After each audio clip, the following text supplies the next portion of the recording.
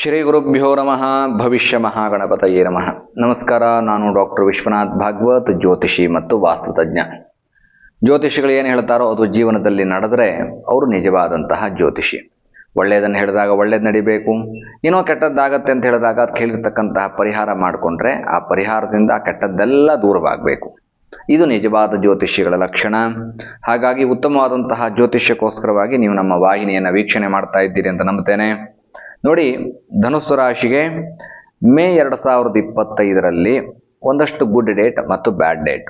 ಒಳ್ಳೆಯ ಡೇಟ್ಗಳು ಅಂತಂದರೆ ಶುಭ ದಿನಗಳು, ಬ್ಯಾಡ್ ಡೇಟ್ ಅಂದರೆ ಅಶುಭ ದಿನಗಳು. ನೋಡಿ, ಶುಭ ದಿನದಲ್ಲಿ ಈ ಎಲ್ಲ ಕೆಲಸಗಳನ್ನು ಮಾಡ್ಕೊಳ್ಳಿ ಅನ್ನೋದಾಗಿ ಹೇಳ್ತೇನೆ. ಯಾವುದೇ ಕೆಲಸಗಳಿರಲಿ ಅದನ್ನೆಲ್ಲ ಶುಭ ದಿನದಲ್ಲಿ ಮಾಡ್ಕೊಳ್ಳಿ. ಆ ಡೇಟ್ ಯಾವ್ಯಾವುದು ಕೇಳಿದ್ರೆ 6, 7, 8, 16, ಅದೇ ರೀತಿಯಾಗಿ 25, 26, 27 ಇದು ಗುಡ್ ಡೇಟು ಧನುಸ್ಸು ರಾಶಿಯವರಿಗೆ. ಅದೇ ರೀತಿಯಾಗಿ ಬ್ಯಾಡ್ ಡೇಟ್ ಯಾವ್ಯಾವುದು ಕೇಳಿದ್ರೆ 13, 14, 18, 19, 22, 23, 24 ಇದು ಬ್ಯಾಡ್ ಡೇಟು. ಈ ಡೇಟ್ಗಳಲ್ಲಿ ಆದಷ್ಟು ಒಳ್ಳೊಳ್ಳೆ ಕೆಲಸಗಳನ್ನು ಅವಾಯ್ಡ್ ಮಾಡಿ ಅಥವಾ ಪೋಸ್ಟ್ಪೋನ್ ಮಾಡ್ಕೊಳ್ಳಿ. ಸೊ ನಿಮಗೆ ನ್ಯೂಮರಾಲಜಿಕಲಿ ನಿಮ್ಗೆ ಉತ್ತಮವಾದಂತಹ ರಿಸಲ್ಟ್, ಗುಡ್ ರಿಸಲ್ಟ್ ನಿಮಗೆ ಸಿಗತ್ತೆ. ಹಾಗಾದರೆ ಧನುಸ್ಸು ರಾಶಿಯ ಗ್ರಹ ಸ್ಥಿತಿಗಳನ್ನ ನೋಡೋಣ. ಮೇ 2025ರಲ್ಲಿ ಧನುಸ್ಸು ರಾಶಿಯಲ್ಲಿ ಏನೇನು ಪಾಸಿಬಿಲಿಟೀಸ್ ಇದೆ ನೋಡೋಣ.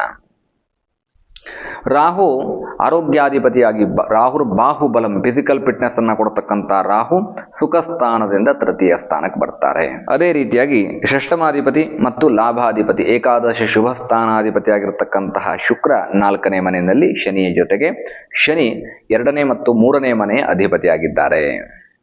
ನೋಡಿ, 4ನೇ ಮನೆ ಸುಖ ಸ್ಥಾನದಲ್ಲಿ ಶುಕ್ರ ಮತ್ತೆ ಶನಿ ಇರತಕ್ಕಂಥದ್ರಿಂದ ಒಂದಷ್ಟು ಗುಡ್ ರಿಸಲ್ಟ್ ಅನ್ನು ಎಕ್ಸ್ಪೆಕ್ಟ್ ಮಾಡಬಹುದು. ಭಾಗ್ಯಾಧಿಪತಿ 9ನೇ ಮನೆಯ ಅಧಿಪತಿ ನವಮಾಧಿಪತಿ ಆಗಿರತಕ್ಕಂತಹ ರವಿ ಮತ್ತು 7 ಮತ್ತು 10ನೇ ಮನೆ ಅಧಿಪತಿ ಆಗಿರತಕ್ಕಂತಹ ಬುಧ ಅಂದ್ರೆ ಸಪ್ತಮಾಧಿಪತಿ ಅಂದ್ರೆ ಕಳತ್ರ ಸ್ಥಾನ ಮತ್ತು ಕರ್ಮಸ್ಥಾನಾಧಿಪತಿ. ಸೊ ಬುಧ 5ನೇ ಮನೆಯಿಂದ 6ನೇ ಮನೆಗೆ ಪ್ರವೇಶವನ್ನು ಮಾಡ್ತಾರೆ. ನೋಡಿ, ನಿಮ್ಮ ರಾಶಿ ಅಧಿಪತಿ ಆಗಿರತಕ್ಕಂತಹ ಗುರು ಮತ್ತು ಸುಖ ಸ್ಥಾನ 4ನೇ ಮನೆ ಅಧಿಪತಿ ಆಗಿರತಕ್ಕಂತಹ ಗುರು 6ನೇ ಮನೆಯಿಂದ 7ನೇ ಮನೆಗೆ ಅಂದ್ರೆ ಸಾಧಕ ಸ್ಥಾನದಿಂದ ಕಳತ್ರ ಸ್ಥಾನಕ್ಕೆ ಪ್ರವೇಶವನ್ನು ಮಾಡ್ತಾರೆ. ಪಂಚಮಾಧಿಪತಿ ಮತ್ತು ವ್ಯಯಾಧಿಪತಿ ಆಗಿರತಕ್ಕಂತಹ ಕುಜ 8ಮ ಸ್ಥಾನಕ್ಕೆ ಬಾಧಕ ಸ್ಥಾನಕ್ಕೆ ಬರ್ತಾರೆ. ಕೇತು 10ನೇ ಮನೆಯಿಂದ 9ನೇ ಮನೆಗೆ ಕರ್ಮಸ್ಥಾನದಿಂದ ಭಾಗ್ಯ ಸ್ಥಾನಕ್ಕೆ. ಇದು ಆಕ್ಚುಯಲ್ ಜ್ಯೋತಿಷದ ಪೊಸಿಷನ್ನು. ಈ ಗ್ರಹ ಸ್ಥಿತಿಗಳ ಆಧಾರದ ಮೇಲೆ ಏನೇನು ನಡೆಯುತ್ತೆ ಅನ್ನೋದನ್ನು ನಿಮಗೆ ತಿಳಿಸಿದಾಗ ನಿಮಗೆ ಈಸಿಯಾಗಿ ಅರ್ಥವಾಗತ್ತೆ. ನೋಡಿ, ಪ್ರಾರಂಭದಲ್ಲಿ ರಾಹು ಸುಖ ಸ್ಥಾನದಿಂದ 4ನೇ ಮನೆಯಿಂದ 3ನೇ ಮನೆಗೆ ಹೋಗುವವರೆಗೆ ಆರೋಗ್ಯ ತುಂಬ ಚೆನ್ನಾಗಿರುತ್ತೆ, ದೈಹಿಕವಾಗಿಯೂ ತುಂಬ ಇಂಟ್ರೆಸ್ಟ್ಗಳಿರುತ್ತೆ, ಲೇಜಿನೆಸ್ ಇರೋದಿಲ್ಲ. ಏನೇ ಕೆಲಸಗಳನ್ನ ಕೊಟ್ಟರು ಅದು ವಿದ್ಯೆಯಲ್ಲಿರಲಿ, ಉದ್ಯೋಗದಲ್ಲಿರಲಿ, ವ್ಯವಹಾರದಲ್ಲಿರಲಿ ತುಂಬ ಚಾಕಚಕ್ಯತೆಯಿಂದ ಲವಲವಿಕೆಯಿಂದ ಜೀವನವನ್ನು ಮಾಡ್ತೀರಿ. ಬಟ್ 3ನೇ ಮನೆಗೆ ಹೋದ ನಂತರದಲ್ಲಿ ಸ್ವಲ್ಪ ಲೇಜಿನೆಸ್ ಜಾಸ್ತಿ ಆಗ್ತಕ್ಕಂತಹ ಸಾಧ್ಯತೆಗಳಿರುತ್ತೆ. ವಿದ್ಯಾರ್ಥಿಗಳಿಗೆ ಓದೋಕೆ ಇಂಟ್ರೆಸ್ಟ್ ಇರೋದಿಲ್ಲ ಅಥವಾ ಈಗೇನು ಓದೋದಿಲ್ಲ ಅನ್ನುವಂಥದ್ದು ಹೇಳ್ಬೋದು, ಮೇ ಹಾಲಿಡೇಸ್ ಅಂತ ಹೇಳ್ಬೋದು. ಬಟ್ ಹೈಯರ್ ಎಕ್ಸಾಮ್ಗಳನ್ನು ತೆಗೆದುಕೊಂಡಿರ್ತಕ್ಕಂಥವ್ರು ಇರ್ತೀರಾ, ಕಾಂಪಿಟೇಟಿವ್ ಎಕ್ಸಾಮ್ಗಳನ್ನು ಅಟೆಂಡ್ ಮಾಡುವಂಥವ್ರು ಇರ್ತೀರ, ಅವ್ರಿಗೆ ಓದೋದಕ್ಕೆ ಆಸಕ್ತಿಗಳು ಕಡಿಮೆ ಆಗುತ್ತೆ. ಉದ್ಯೋಗದಲ್ಲಿ ನಿರಾಸಕ್ತಿ ಧನುಸ್ಸು ರಾಶಿಯವ್ರಿಗೆ ಬರ್ತಾ ಹೋಗುತ್ತೆ. ಸೊ ಇದನ್ನೆಲ್ಲ ಗಮನದಲ್ಲಿಟ್ಕೋಬೇಕು. ಬಿಕಾಸ್ ನಿಮಗೆ ಅರ್ಧಾಷ್ಟಮ ಶನಿ ಕೂಡ ನಡೀತಾ ಇದೆ. ಶನೇಶ್ವರನ ಆರಾಧನೆ ಬೇಕಾಗತ್ತೆ, ಅದನ್ನು ನೆನಪಲ್ಲಿಟ್ಕೋಬೇಕು.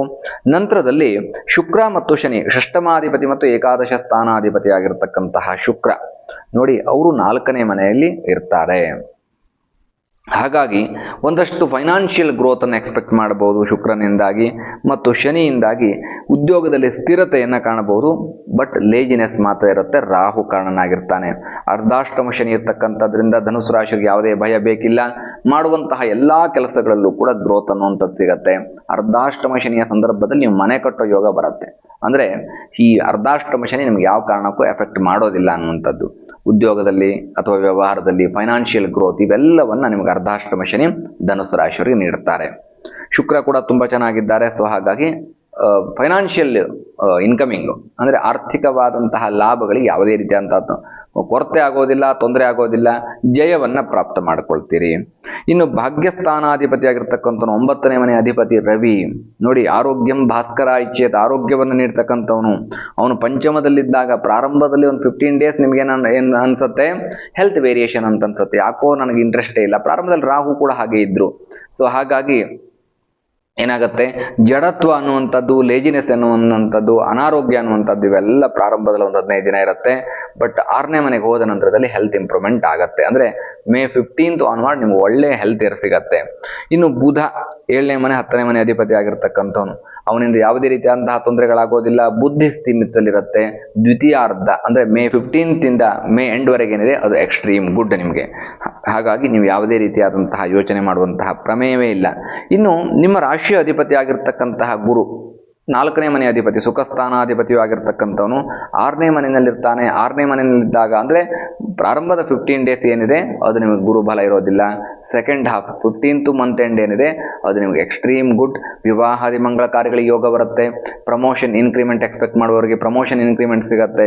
ಬಿಕಾಸ್ 7ನೇ ಮನೆಯ ಗುರು ನಿಮಗೆ ಅತ್ಯಂತ ಹೆಚ್ಚು ಯಶಸ್ಸನ್ನು ಕೊಡ್ತಾ ಹೋಗ್ತಾನೆ ಕಳತ್ರ ಸ್ಥಾನಕ್ಕೆ ಬಂದ ನಂತರದಲ್ಲಿ.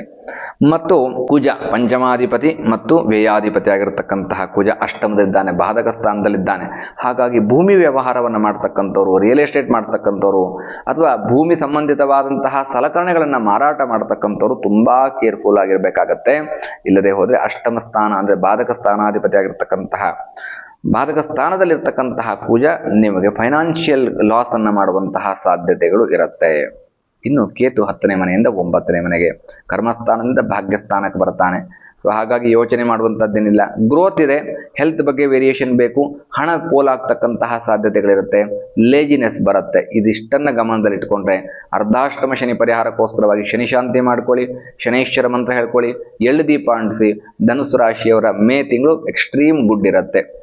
ಇದು ಈ ಒಂದು ಮಾಸ ಭವಿಷ್ಯ. ಇದನ್ನು ಹೊರತುಪಡಿಸಿಯೂ ಕೂಡ ನೀವು ಹೇಳಿದಂತಹ ಶುಭ ಫಲ ನನಗೆ ವೈಯಕ್ತಿಕವಾಗಿ ನನಗೆ ಸಿಕ್ಕಿಲ್ಲ ಅನ್ನುವಂತಹ ಸಂದರ್ಭದಲ್ಲಿ ಕೆಳಗಡೆ ನನ್ನ ನಂಬರ್ ಇದೆ, ನೇರವಾಗಿ ಕರೆಯನ್ನು ಮಾಡಿ ಅಥವಾ ಬಂದು ಭೇಟಿಯನ್ನು ಮಾಡಿ ನಿಮ್ಮ ಜಾತಕ ಪರಿಶೀಲನೆ ಮಾಡ್ಕೊಳ್ಳಿ. ಪೇಯ್ಡ್ ಕನ್ಸಲ್ಟೇಷನ್ ಇರುತ್ತೆ. ನೀವು ಬಂದು ಪರಿಹಾರವನ್ನು ತಿಳಿದುಕೊಂಡು ನಿಮ್ಮ ಜೀವನದಲ್ಲೂ ಸುಭೀಕ್ಷ ಕಾಣಿ, ಯಾವುದೇ ಕಷ್ಟಗಳಿದ್ರೂ ಪರಿಹಾರ ಮಾರ್ಗ ಇದೆ ಅನ್ನುವಂಥದ್ದನ್ನು ತಿಳಿಸ್ತಾ ಧನುಸು ರಾಶಿ ಮೇ 2025ರ ಮಾಸ ಭವಿಷ್ಯವನ್ನು ಮುಗಿಸ್ತಾ ಇದ್ದೇನೆ ಸ್ನೇಹಿತರೆ. ಶುಭವಾಗಲಿ. ಶುಭಂ ಭೂಯಾತ್. ಲೋಕಾಹ ಸಮಸ್ತ ಸುಖಿನೋ ಭವಂತು. ಸಮಸ್ತ ಸನ್ಮಂಗಲಾನಿ ಭವಂತು.